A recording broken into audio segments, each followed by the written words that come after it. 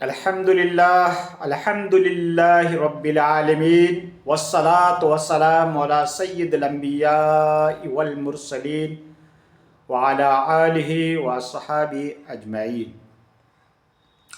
मोहतरम सामीन और मोअज़्ज़ज़ नाज़रीन इकराम, अल्लाह रब्बुल इज़्ज़त ने हर चीज़ एक मकसद की खातिर पैदा किया है।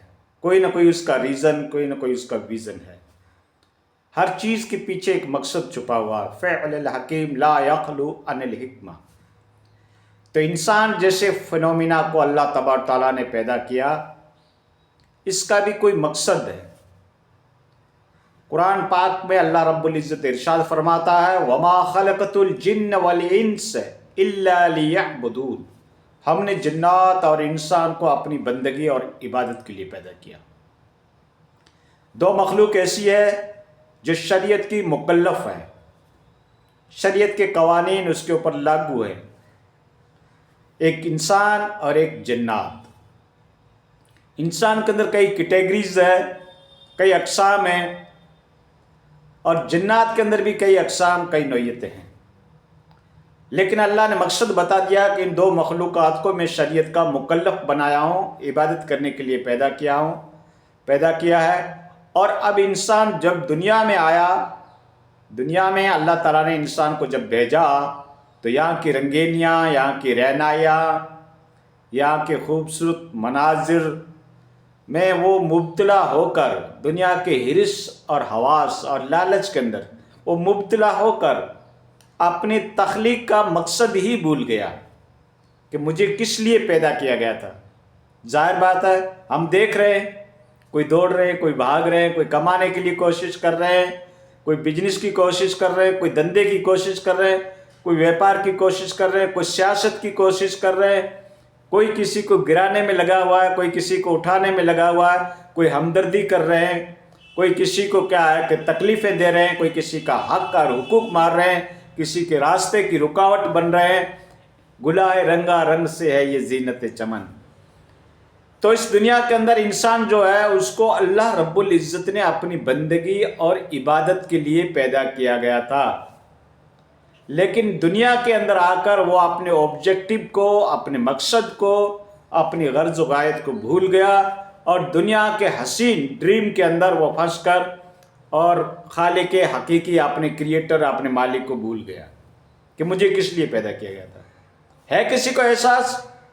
जवाब दो कि मैं अल्लाह की बंदगी करूं, मुझे मरना है, मुझे कब्र में जाना है, क्वांटलों के हिसाब से मेरे ऊपर मिट्टी डाल दी जाएगी, रोते हुए मेरे रिश्तेदार, मेरी फ्रेंडशिप, मेरे दोस्त अहबाब, मेरे गांव वाले सब वापस लौट जाएंगे, मैं होऊंगा और मेरी तनाई होगी, अंधेरी कोठड़ी होगी, एक मिट्टी का गड्ढा होगा, उसमें मैं पड़ा रहूँगा, पता नहीं कितने सालों तक पड़ा रहूँगा। ये किसी को एहसास है? गौर करो अपनी ज़िंदगी के ऊपर, किसी को नहीं है।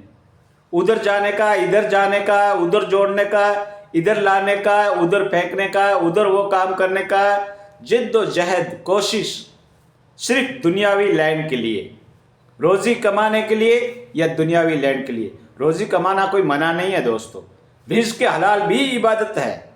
हलाल की रोज़ी को तलाश करना, अपने बच्चों की परवरिश करना, ये भी इबादत है। लेकिन जो अल्लाह ने तुम्हें इबादत बताई थी, नमाज की, रोज़े की, ज़िक्रुल्लाह की, खैरात की, सदक़ात की, हज की, वो तुम क्या अदा करते हो?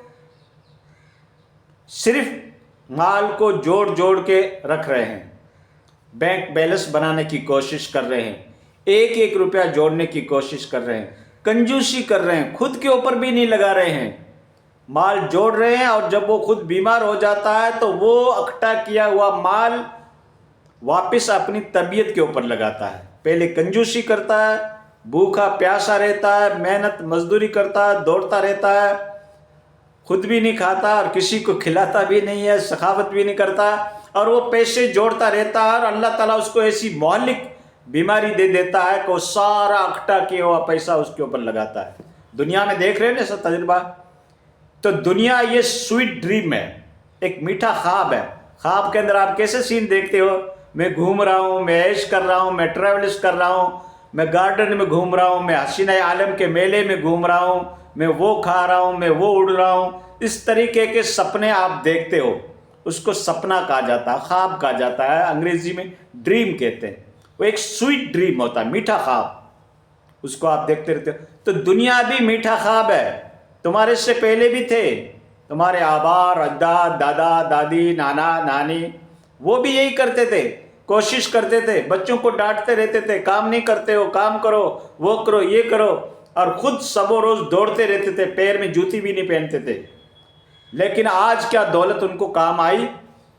یا جو انہوں نے اللہ کا نام لیا تھا، رب کو یاد کیا تھا، وہ اس کا ساتھ دے رہا ہے؟ یا تو ان کی دولت جو چلا چلا کے اور ہل کر کے اپنی اولاد نہ کی ہے کہ کام کراتا، وہاں کم کی کمائے، کوئی کام نہیں، نہ اس کی اولاد کام آ گئی، نہ دھن کام آیا، نہ وہ جانور کام آئے، نہ ان کی کھیتی باڑی کام آئی، نہ اس کی بزنس کام آئی، نہ انہوں نے جو انویسٹ کر رکھا تھا بڑے بڑے پروجیکٹ کے اندر، بڑی بڑی کمپنیوں کے اندر، نہ تو ان کی کمپنیاں ساتھ میں گئی، نہ اس کی کھیتی ساتھ میں گئی، نہ اس کی بکریاں ساتھ میں گئی۔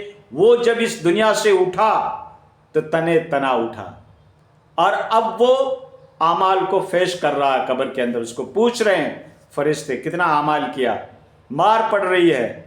اگر انسان اگر اس سین کو دیکھتا تو مردوں کو دفنانا ہی بند کر دیتا۔